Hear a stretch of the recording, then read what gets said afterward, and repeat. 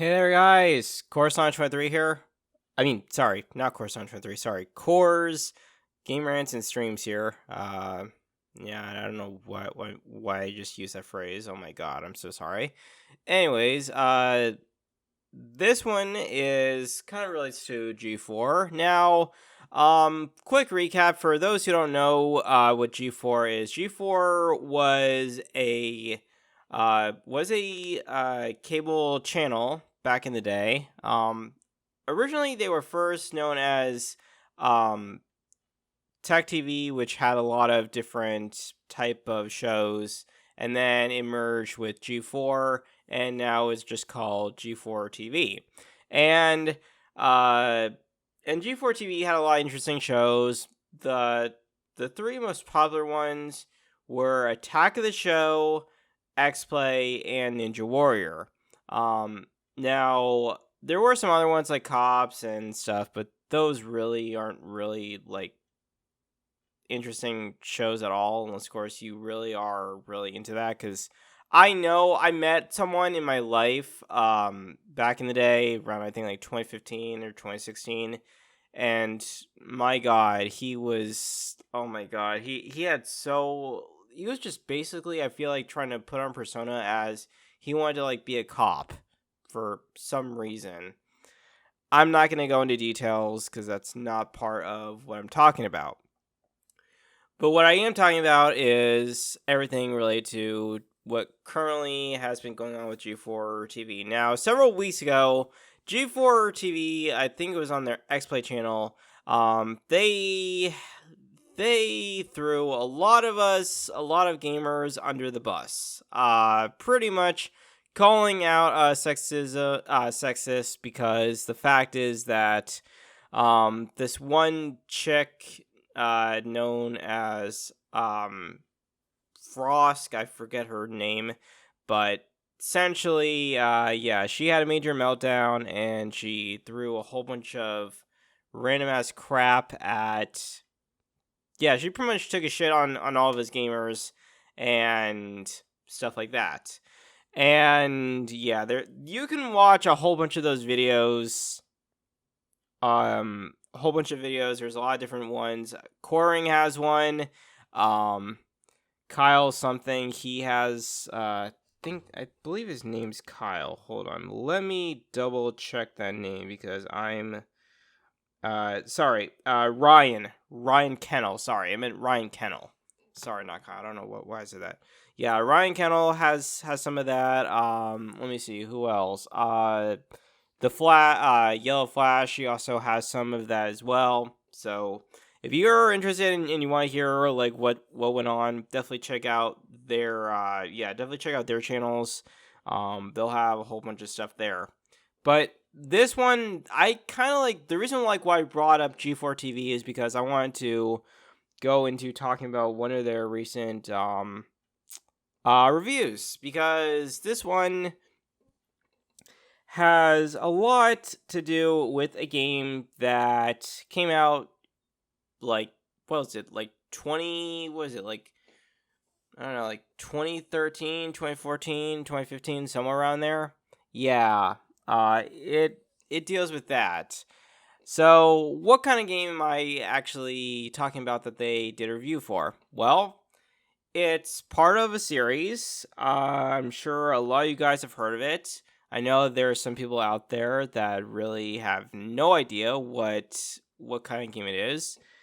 And the game is known as Kingdom Hearts 3. Now, the person who gave this review was Adam Sessler.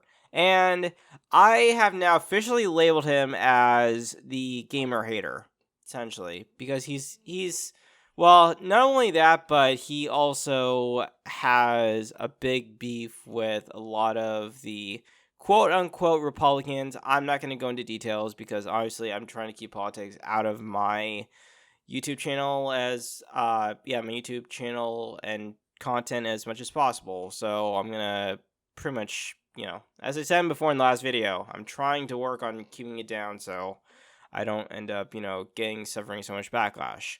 Now, for those who don't quite understand or or know what happened. So Adam Sessler did, this was like a few days ago, he had a review for G4 Xplay. They did a review for Kingdom Hearts 3, and it was garbage. It was complete garbage.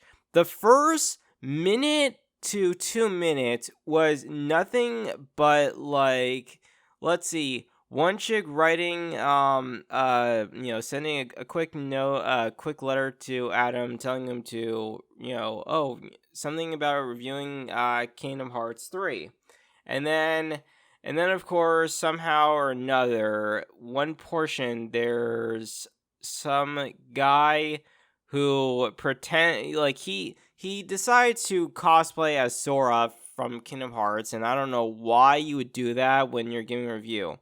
And, okay, to fast forward a little bit, what ended up happening is that during the review, Adam completely, his first beginning of the review was like, so if Kingdom Hearts 3 is your first game in the series that you've ever played, yeah, you're not gonna, you may actually like it, but you're gonna be very confused.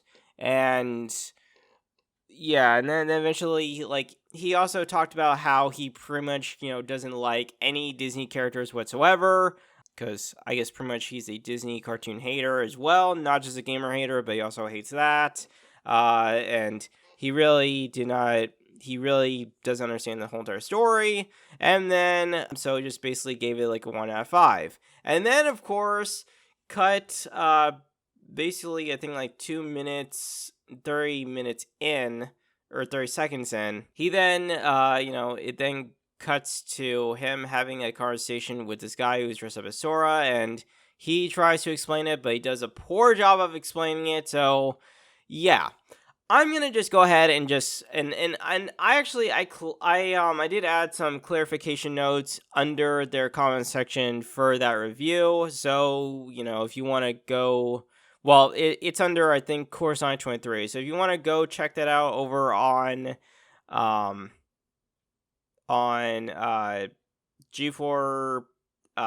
TV Xplay YouTube channel for Kingdom Hearts 3 review, you'll actually find it there.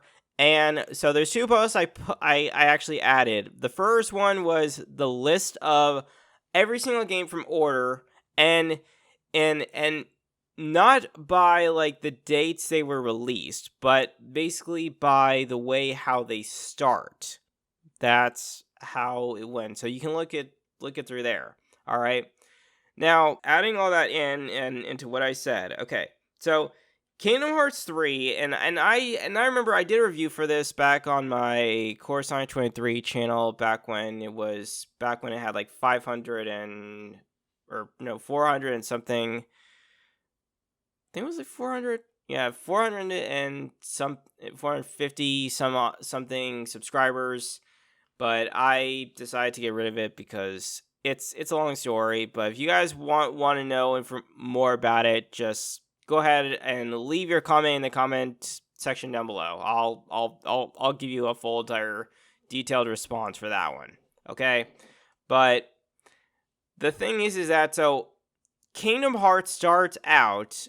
Now you have to play Union X. And Union X is basically everything that leads up to Kingdom Hearts Key Back Cover. Kingdom Hearts Key Back Cover is basically tells the story of the foretellers and the Master of Masters and a guy named Lucio, who actually later in the Kingdom Hearts series is known as Zigbar. Okay, so Zigbar.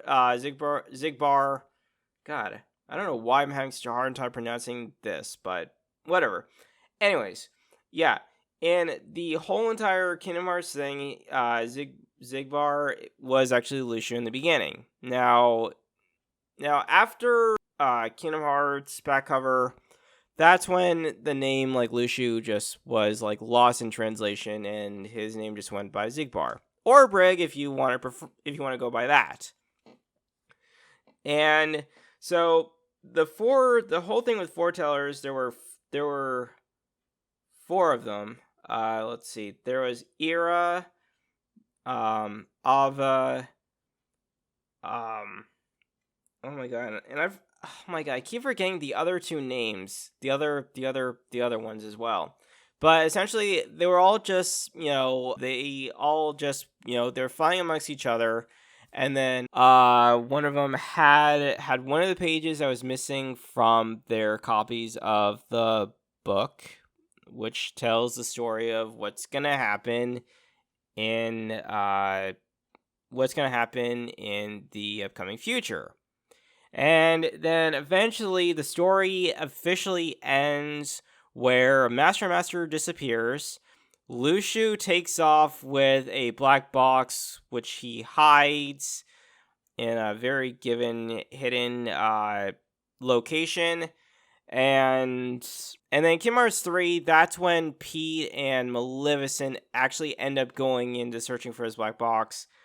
It's a very long thing, but I'm to make this video a little bit, not make it too long because I don't want to go past 20 minutes, but I'm gonna just, because I'm already like 11 minutes in already in this point. But essentially, Kingdom Hearts Key back cover eventually leads into a war with all the other foretellers and their unions, which are Keyblade wielders. And they end up fighting over the light, and that was how basically the awakening of Kingdom Hearts began. And Kingdom Hearts is basically the shape of a heart of a moon. It's a moon heart, if you so totally want to like picture that in your mind. And their whole entire thing, the whole entire premise of it was to essentially get a hold of the most powerful ultimate Keyblade in existence, known as the Keyblade, or Keyblade, or the X-Blade, if you want to call it that, okay? It is the most powerful Keyblade in existence, and it's basically part of Kingdom Hearts in general. And then eventually, if you move over into Birth by Sleep, which is the next kind of installment that takes place, because it tells the story of Aqua, Terra, and Ventus. And Aqua and Terra are basically, they're supposed to become they basically take on the challenge of the Mark of Mastery. And the Mark of Mastery is basically determined who is now the true Keyblade Master. And the true Keyblade Master has some awesome, cool abilities that a normal, typical Keyblade wielder will not have. Okay? And to basically sum it up, essentially, because I'm not gonna make this a whole entire long story, and this is gonna make some pointers that I hope G4 will understand in the future. And the next time Adam Sessler, you decide to literally go about and talk about a video game, be sure that you guys actually do your research, you understand the whole entire premise of the story. And don't have some guy fake cosplaying as a character from a video game, okay? Literally. God, my God. This is why you need to do, you need to play some games okay, so if you're playing a certain game that you're going to review that's part of a series, for God's sakes, play all the past titles of the series. Don't frickin' go into a game that does not start off the beginning of a series, okay? Seriously. But yes, again, the whole entire thing is about Xehanort, and Master Xehanort, he had an eye for, he wanted to recreate the Keyblade War. However, due to the fact that in Birth by Sleep, it didn't go out quite as planned, even though half the plan worked. He wanted, because in order for the Keyblade to be created, it required Ventus fighting along his dark side, known as Ventus. And Ventus controls these creatures known as the Unverse. And the Unverse are negative fledglings, and they feed on negativity. That's essentially what it is. And essentially, they end up colliding, however, and this is Ventus and Ventus we're talking about here, okay? So Ventus and Ventus, they end up fighting amongst each other, And essentially, that's when, the ultimate Keyblade finally gets forged. However, Ventus decides to end his life in the process because he knows that by having this oncoming battle, he would basically prevent the awakening of the ultimate Keyblade. So there you go. And then so basically the story ends where Aqua locks Ventus in a special chamber that is hidden away from Xehanort that he can't get his hands on. His typical, like his real body is never found, but his heart ends up finding his way into Sora's. And how Sora ended up having two hearts, one with Roxas and one with Ventus, is completely a mystery, but actually, no, that it actually ends up happening is because is when in Kingdom Hearts 2, after Kingdom Hearts 1, where Sora decides to sacrifice his heart to free Kairi's heart, that was when he became heartless temporarily. Not the whole entire thing. Temporarily, he became a heartless temporarily, and then that's when things went a little bit crazy. So there you go. Okay.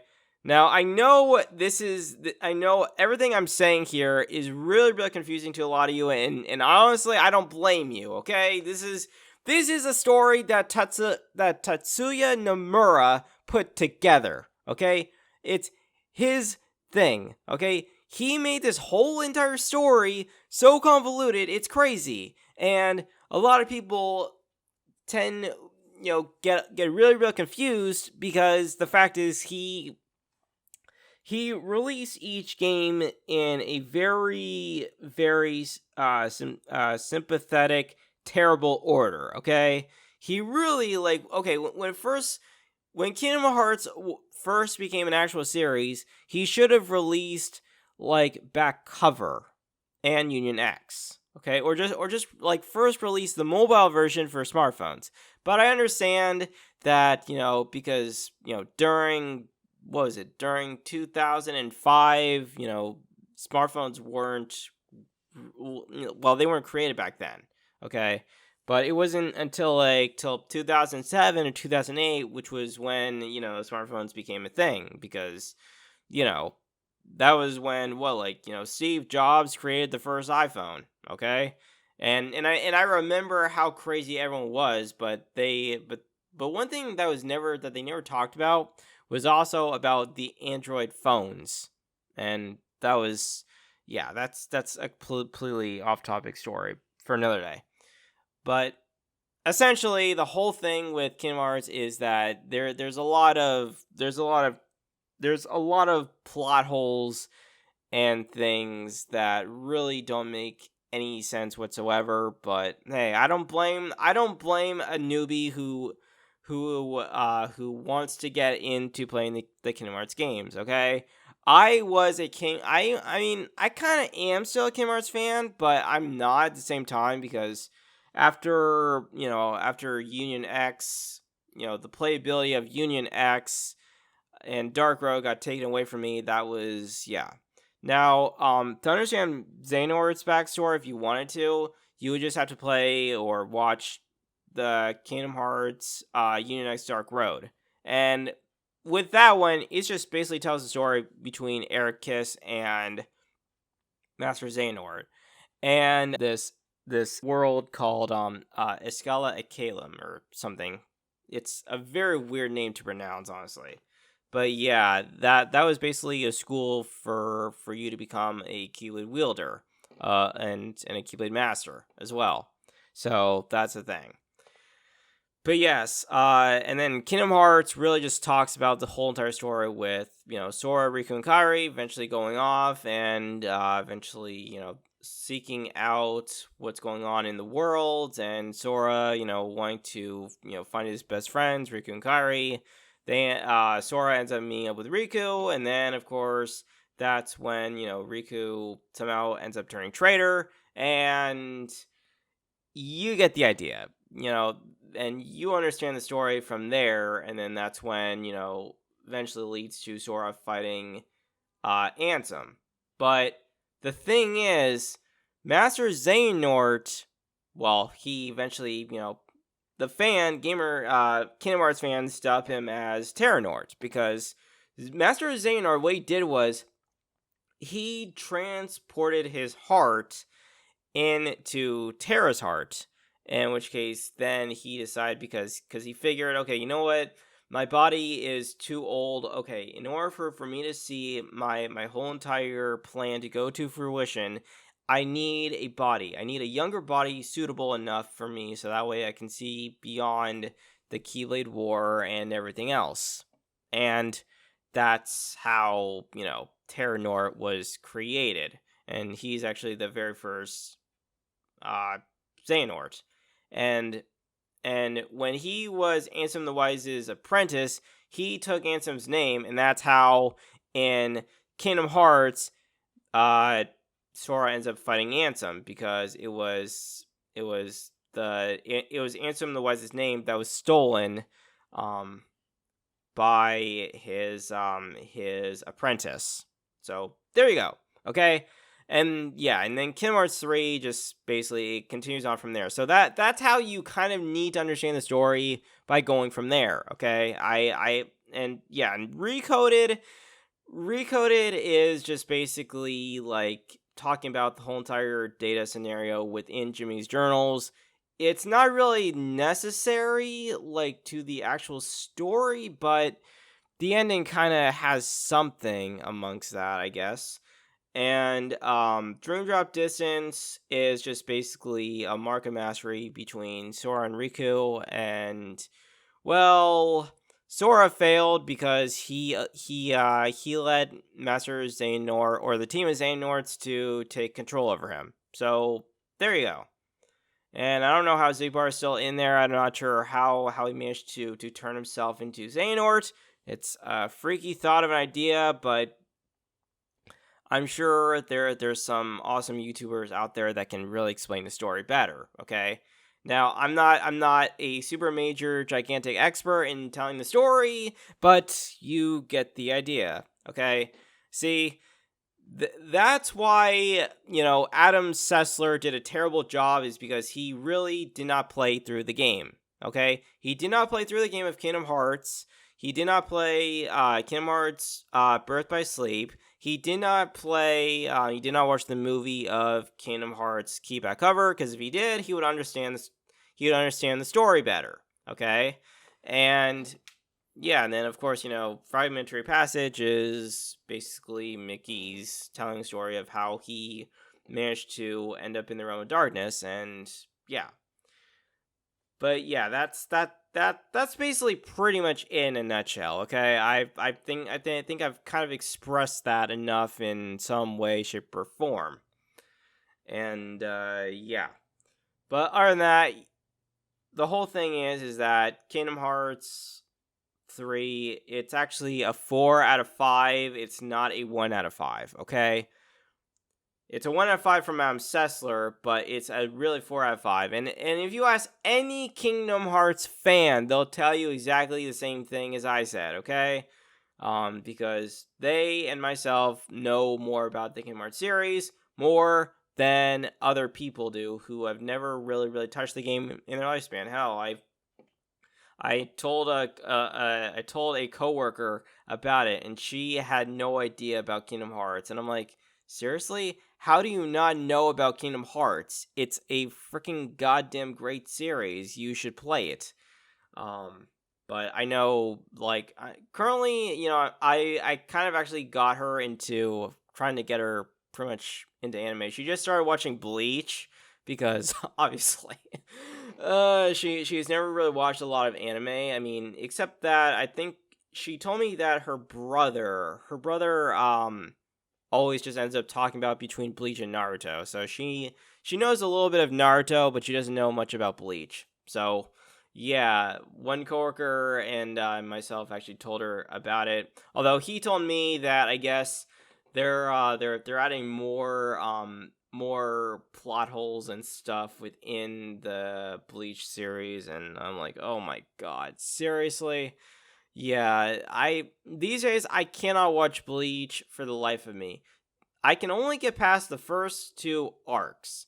The introduction to the Soul Society arc and the Bount arc. And then I can get into a little bit of the Aizen Rancor arc, but after that I'm done. I cannot watch any more of it. Plus, not to mention there's so much filler I can't even remotely get into. I'm sorry, I can't. So I can only really watch nowadays just only animes with only 12 episodes in length. If you give me an anime to watch that has like over 300 plus episodes, I swear to God, I'm going to turn that down. I mean, I can't watch I cannot watch Attack on Titan. I can't watch Sailor Moon. I mean, I've watched a little bit of Sailor Moon, but I'm not gonna plan on watching it at all. I'm probably not gonna end up watching One Piece. What else? God, there's so many other ones, but that's pretty much it at this point. But yeah, hopefully this whole entire thing of me explaining about the whole Kmart series to you guys makes sense. I know a lot of you guys have already played the Kmart series, so and I understand how confused you are with the whole entire story. But blame if you want a person to blame Tetsuya Nomura. Okay, blame him. He is the producer and director of the Kingdom Hearts franchise, okay? Blame him. Don't blame me. Don't blame, another YouTuber for explaining the story, but blame him, okay? He's the one who literally needs a fork in the ass because he was the one that completely oh my god, made the whole entire story confusing. But yes, if you liked everything that you heard from this rant, definitely give it a like, comment down below, and if you want to see more, definitely hit the subscribe button. I'm trying to figure out when I can also stream, but I'll get to that at some point. All right. Other than that, I'll see you guys next time, and yeah, if you want to check out more of my rants. I will try to work on trying to get them up as much as possible on a daily basis if I can, alright? Again, this has been Core's Game Rants and Streams, and I will see you guys next time. Have a good day.